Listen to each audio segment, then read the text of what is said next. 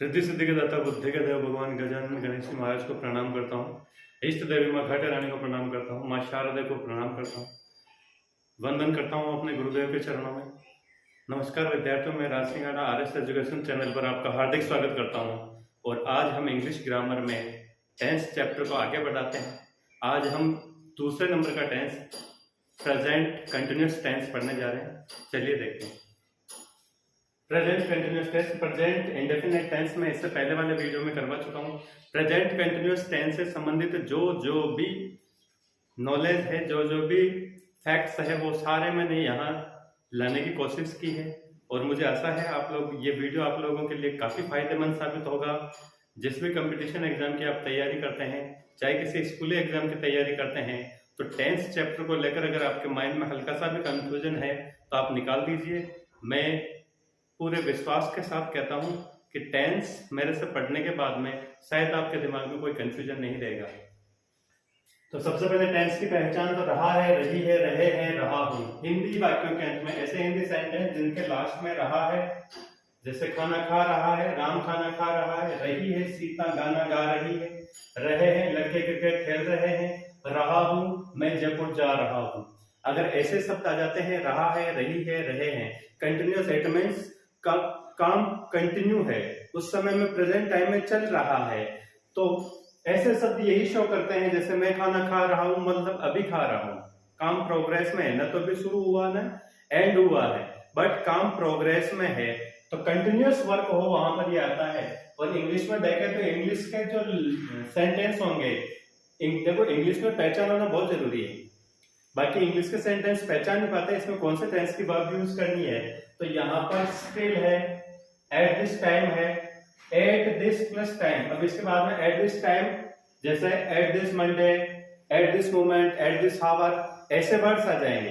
At this के बाद में कोई सा भी टाइम आ जाए तो वहां पर भी यही टेंस होगा। Now, present time, this time, ऐसे अगर शब्द आ जाते प्रेजेंट टाइम, दिस टाइम, तो वहां पर प्रेजेंट कंटिन्यूअस टेंस होगा।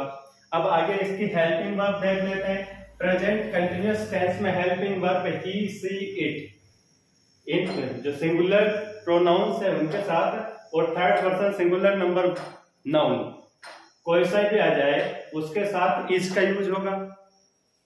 एम के साथ आई, आई के साथ एम ही आता है, एम ओनली आई के साथ ही यूज होता है। आर प्लूरल नंबर के लिए, वी, यू, दे, इन, ये तो तीन प्रोनाउन, और प्लूरल नाउन्स कोई सी भी आ जाए उनके साथ यू का यूज होगा। अब मेन वर्ब, टेंस की मेन वर्ब कौन सी है? हेल्पिंग वर्ब हो गई। मेन वर्ब की फर्स्ट फॉर्म प्लस आईएनजी। अब ध्यान रख ले कि जिस किसी टेंस के नेम के साथ कंटिन्यूअस लग गया, चाहे प्रेजेंट कंटिन्यूअस हो, चाहे प्रेजेंट परफेक्ट कंटिन्यूअस हो, चाहे पास्ट कंटिन्यूअस हो, चाहे पास्ट परफेक्ट कंटिन्यूअस हो, चाहे फ्यूचर कंटिन्यूअस हो, चाहे फ्यूचर परफेक्ट कंटिन्यूअस हो, जिस टेंस के नेम में कंटिन्यूअस लग गया मेन वर्ब, तो मेन वर्ब की फर्स्ट फॉर्म प्लस आईएनजी ही आएगी। इसी के साथ सिक्स टेंस की मेन वर्ब तो आपने याद कर ली। सिक्स टेंस ऐसे होते हैं जिनमें नेम कंटिन्यूअस आता है, वहां पर तो मेन वर्ब की फर्स्ट फॉर्म प्लस आईएनजी ही यूज होगी। आईएनजी हमेशा फर्स्ट फॉर्म के साथ ही लगता है, कभी सेकंड और थर्ड फॉर्म के साथ नहीं लगता, ये भी आप ध्यान रखें। तो मेन वर्ब की first form plus ING, but इसका एक है, मैंने नोट है वो नोट करवा देता हूं। किस कंडीशन में आईएनजी यूज नहीं होगा कि ज्ञानेंद्रियों के अनुभव, भावनाएं, संवेग, हमारे शरीर की जो 5 ज्ञानेंद्रियां होती है, सेंस ऑर्गन्स होती है, 5 सेंस ऑर्गन, अगर उनका कोई एक्सपीरियंस है, कोई थॉट्स है, कोई इमोशन है, अगर उसको प्रेजेंट करना है किसी सेंटेंस में, तो वहां पर फिर आईएनजी नहीं लगाते हैं। ऐसे सेंटेंस में आईएनजी यूज नहीं होता है। ज्ञानेंद्रियों के अनुभव, भावनाएं, संवेगों को प्रकट करने वाली क्रियाओं के साथ में आईएनजी का प्रयोग नहीं होता है। एज एग्जांपल देखें, जैसे I am testing a mango, अगर आप ऐसे लिखते हैं मैं मैंगो टेस्ट कर रहा हूं, मैं मैंगो चख रहा हूं, तो ये सेंटेंस गलत हो जाता है, क्योंकि टेस्ट हम टंग से करते हैं। अब टंग से टेस्ट करते हैं तो मतलब वो उसका ज्ञानेंद्रियों से प्राप्त अनुभव है, तो उसके लिए हम ऐसा नहीं लिख करके ऐसा लिखेंगे I taste a mango, I taste a mango. तो ऐसे इसके बहुत सारे एग्जांपल हैं ऐसे जो ज्ञानेंद्रियों से, जैसे मैं बस को देख रहा हूं, आई एम सीइंग अ बस, नो, गलत सेंटेंस है। तो जो ज्ञानेंद्रियों के अनुभव है उनको अगर किसी वर्ब के द्वारा सेंटेंस में यूज करना हो, शो करना हो, तो उस टाइम पे हम आईएनजी का यूज नहीं करते हैं। नेक्स्ट आ जाइए, सी इज बिलीविंग इन गॉड। जैसे एक एग्जांपल हो रहा है, सी इज बिलीविंग इन गॉड, वो भगवान में विश्वास कर रही है, उसके इमोशन प्रकट कर रही है, उसके भाव प्रकट कर रही है। सी इज बिलीविंग इन गॉड, वो अपने भाव प्रकट कर रही है। तो नहीं, ऐसा नहीं होता है, इसको आप प्रेजेंट इंडेफिनिट में ही लिखेंगे, सी बिलीव्स इन गॉड, ये सही है। सी बिलीव्स इन गॉड्स, ज्ञानेंद्रियों के अनुभव प्रकट करने के लिए प्रेजेंट इंडेफिनिट टेंस का ही यूज होता है, प्रेजेंट कंटिन्यूअस का यूज नहीं होता है, ध्यान रखें। नेक्स्ट अब इसका पैटर्न बना लेते हैं। पैटर्न, जैसे पैटर्न का मतलब सेंटेंस को कैसे अरेंज करना है। तो इसमें सबसे पहले सब्जेक्ट आ जाएगा, सब्जेक्ट के बाद में इज, एम, आर, तीनों में से कुछ एक ही आएगा, plus according to subject. Subject क्या है उसके अकॉर्डिंग मैंने यहां बता दिया, इज कहां आएगा, एम कहां आएगा, आर कहां आएगा।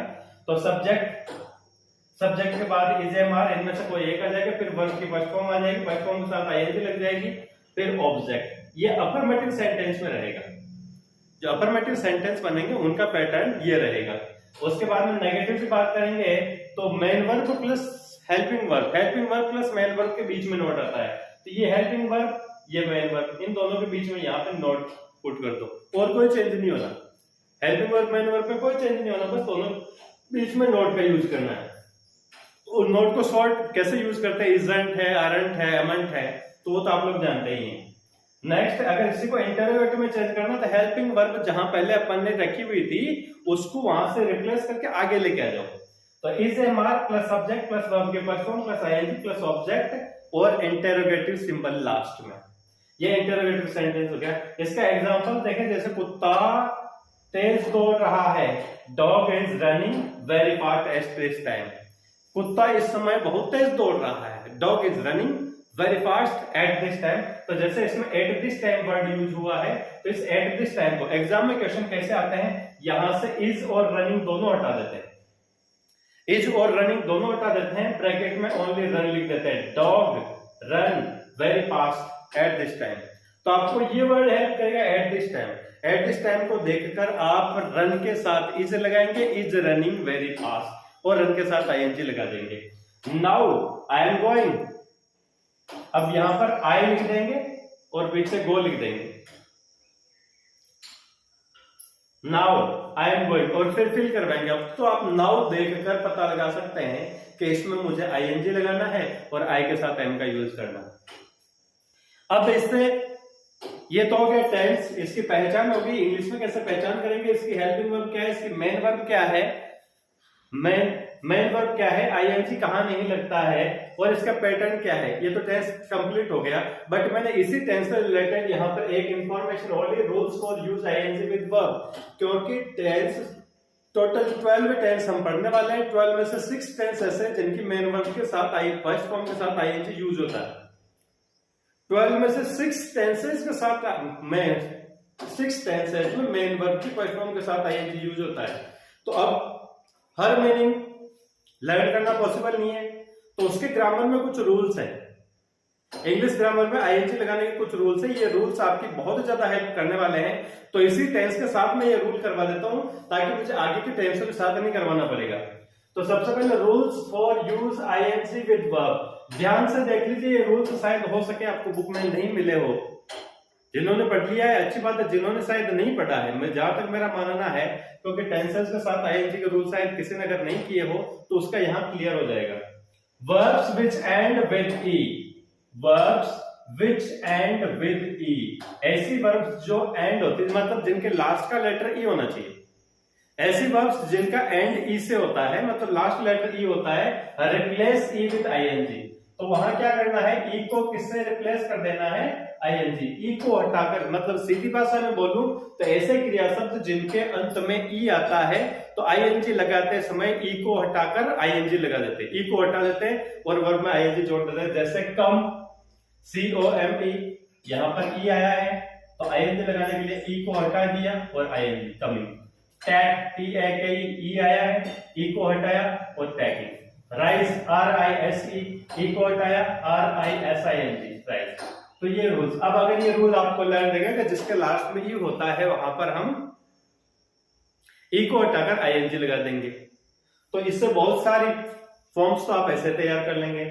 फिर नेक्स्ट आ गया वर्ब्स व्हिच एंड विद, ये पैटर्न है या पैटर्न लिखा हुआ है, इस पैटर्न को ध्यान से देख लें। Verbs which end with one vowel, vowel एक ही होना चाहिए, डबल नहीं होना चाहिए, नो, सिंगल वोवल।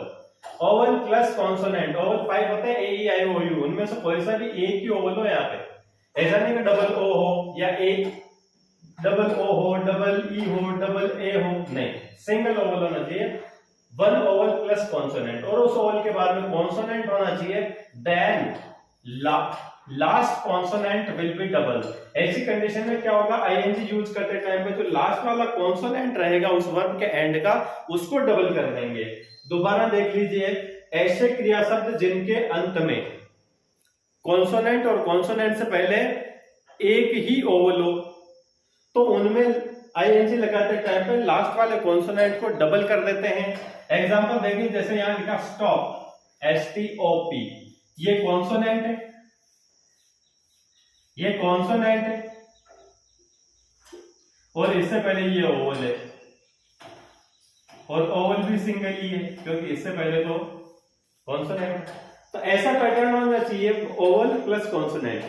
तो उस कंडीशन में इस लास्ट वाले कॉन्सोनेंट को डबल कर देते हैं, STOPPING, स्टॉपिंग, CUT, जैसे ये क्या पे टी है, ये ओवल है, तो CUTTING कटिंग। अब इस पैटर्न से भी आप बहुत सारी फॉर्म तैयार कर सकते हैं, बहुत सारे फॉर्म में आईएनजी का यूज कर सकते हैं।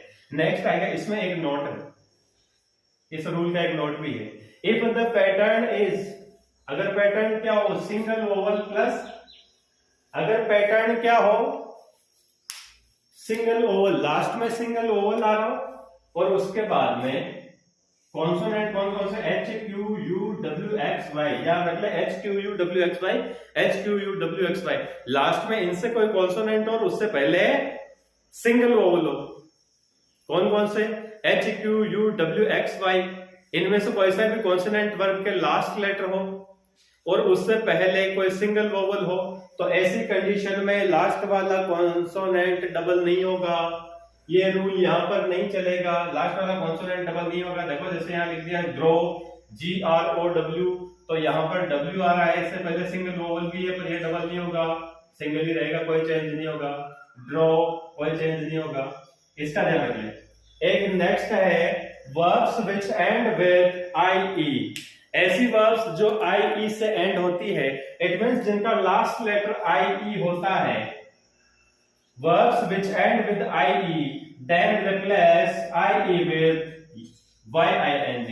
तब क्या करते हैं, उनमें ING ऐड करते टाइम पे IE को हटाकर उनकी जगह Y लिख देते हैं, ING लगा देते हैं, मतलब IE को YING से रिप्लेस कर देते हैं।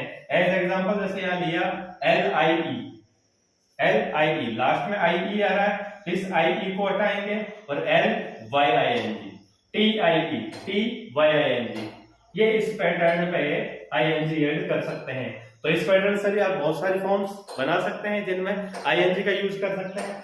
फिर नेक्स्ट है वर्ब्स एंड विद Y और डबल L, ऐसी वर्ब्स जिनके एंड में या तो Y हो या डबल हो, देन नो चेंज, तो उनमें सीधे ING लगा देना है, कोई लेटर उल्टे सीधे नहीं करना, किसी को डबल नहीं करना, किसी को नहीं हटाना।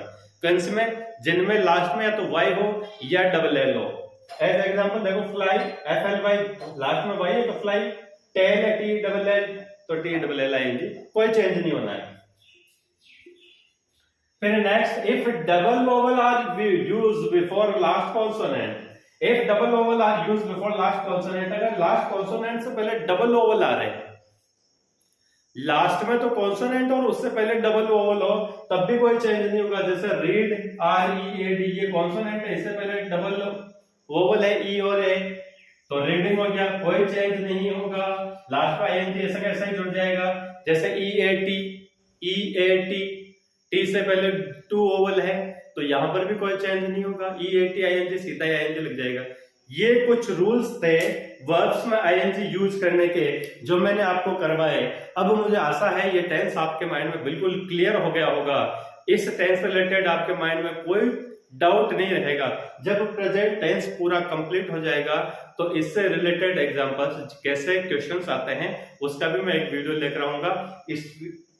जब तक आप इस वीडियो को देखें, इसके नोट्स बनाएं, इससे पहले वाले टेंस के नोट्स बनाएं, वीडियो को लाइक करें, शेयर करें, चैनल को सब्सक्राइब करें और कमेंट करें, ताकि मुझे और ऊर्जा मिले, मैं और तन मन धन लगाकर, जी जान लगाकर जुड़ जाऊं इस कार्य में। आप लोगों का सपोर्ट ही मुझे आगे बढ़ाएगा। इसी के साथ जय हिंद, जय भारत।